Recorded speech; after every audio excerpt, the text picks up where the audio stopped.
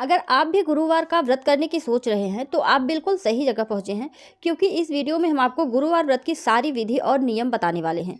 इस व्रत को कब से शुरू करना चाहिए, इस व्रत में क्या खाना चाहिए और क्या नहीं खाना चाहिए, इस व्रत में क्या वर्जित है और क्या नहीं वर्जित है, और इस व्रत का उद्यापन कैसे करना चाहिए। जो भी लोग इस व्रत को करना चाहते हैं वो इस वीडियो को ध्यान से देखें ताकि उन्हें सारी चीज़ें समझ में आ जाएं। तो सबसे पहले बात करते हैं व्रत को कब से शुरू करें। तो बृहस्पतिवार का व्रत आप किसी भी महीने के शुक्ल पक्ष के गुरुवार से शुरू कर सकते हैं, लेकिन यह व्रत अगर कार्तिक के महीने के शुक्ल पक्ष से शुरू किया जाए तो यह सबसे उत्तम होता है। तो आप भी अगर यह व्रत शुरू करना चाहते हैं तो आप थोड़ा सा इंतजार करें, और जब कार्तिक का महीना आए तो उसी शुक्ल पक्ष में जो गुरुवार पड़े उसी दिन से आप बृहस्पतिवार का व्रत आरंभ करें। इससे आपकी मनोकामनाएं जल्द पूर्ण होंगी। अब व्रत की विधि और नियम के बारे में जान लेते हैं। इस व्रत में सुबह जल्दी उठकर स्नान आदि करके भगवान विष्णु और बृहस्पति जी का ध्यान करना चाहिए। उसके बाद पूजन कक्ष में एक लोटे में जल भरकर उसमें हल्दी, चने की दाल, गुड़, मुनक्का जल के लोटे में डालकर रख लेना चाहिए, और उसके बाद दीपक जला लेना चाहिए। फिर जो है कथा का श्रवण करना चाहिए। उसके बाद कथा सुनने के बाद उसी जल को केले के वृक्ष में डालकर वहां पर भी दीपक जलाना चाहिए। बृहस्पतिवार के दिन आपको केले का फल बृहस्पति जी को अवश्य ही चढ़ाना चाहिए। इससे बृहस्पति भगवान बहुत ही प्रसन्न होते हैं। बहुत सारे लोगों के मन में यह भी रहता है कि यह व्रत कितने करें, यह व्रत हमेशा के लिए रखा जाता है या नहीं।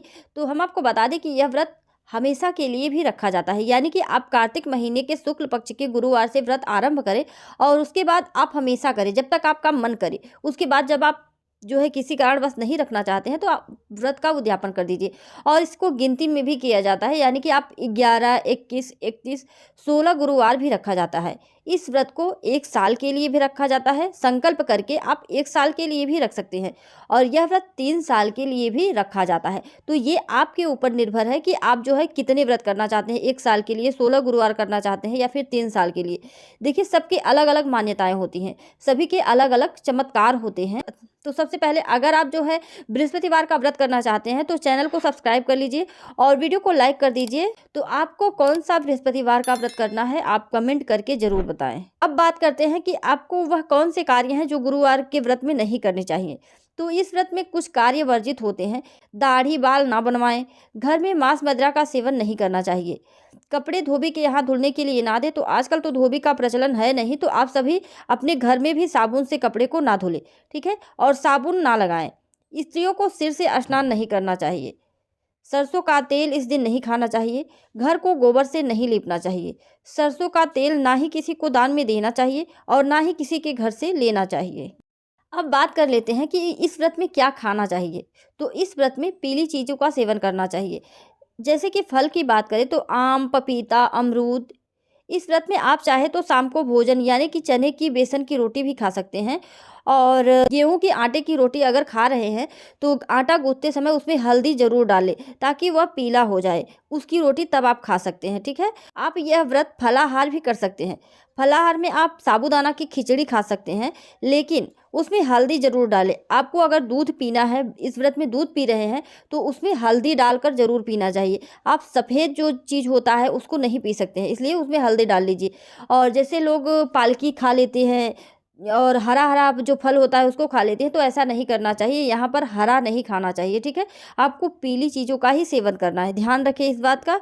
इस व्रत में कभी कभी ये सब भूल हो जाती है जिसकी वजह से हमारी मनोकामनाएं पूर्ण नहीं होती हैं, हमारी जो है व्रत का हमें फल नहीं मिल पाता है। तो इन सभी चीज़ों का आपको ज़्यादा से ज़्यादा ध्यान रखना है, ठीक है। अब बात करते हैं कि व्रत का उद्यापन कैसे करें। तो व्रत का उद्यापन आपके ऊपर है कि आप पंडित बुलाकर कराना चाहते हैं व्रत का उद्यापन या फिर ऐसे ही खुद से। अगर आप खुद से उद्यापन करना चाहते हैं, आप जो है अपनी सामर्थ्य के अनुसार सारी चीज़ें यानी कि पीला सामान, कपड़ा, आप चाहे तो पंडित जी के लिए कपड़ा ले लीजिए, नहीं किसी के लिए भी कपड़ा, साड़ी कुछ भी ले लीजिए, और नहीं आपके पास ज़्यादा है तो आप 1 मीटर पीला कपड़ा ले लीजिए, ठीक है। उसको जो है ले लीजिए और पीला फल ले लीजिए, और अपनी सामर्थ्य के अनुसार पीली चीज़ें जो है जितना आप व्रत में खाते हैं खा सकते हैं। और उसके बाद बेसन का लड्डू ज़रूर बना लीजिए और इन सब चीज़ों को बृहस्पति देव को चढ़ाकर उसके बाद दान कर दीजिए, ठीक है। आपका उद्यापन पूर्ण हुआ। अब फिर उसके बाद जो है आपने जितना व्रत किया था उसका फल आपको ज़रूर प्राप्त होगा। और उसके बाद आप फिर कार्तिक के महीने से आप फिर से जब भी आपका मन करे तो आप यह व्रत शुरू कर सकते हैं। इस व्रत से भगवान विष्णु जी प्रसन्न होते हैं और आपकी सभी मनोकामनाएं, यानी कि आपको धन की आवश्यकता है तो आपको धन, और बल की आवश्यकता है तो बल, यानी कि विष्णु भगवान आपकी सभी मनोकामनाएं पूर्ण करते हैं। तो आशा करती हूँ कि बृहस्पतिवार व्रत से जुड़ी मैंने आपको सारी जानकारी दी है। अगर आपको कहीं भी कोई भी दिक्कत होती है तो आप कमेंट करके ज़रूर बताएं। धन्यवाद।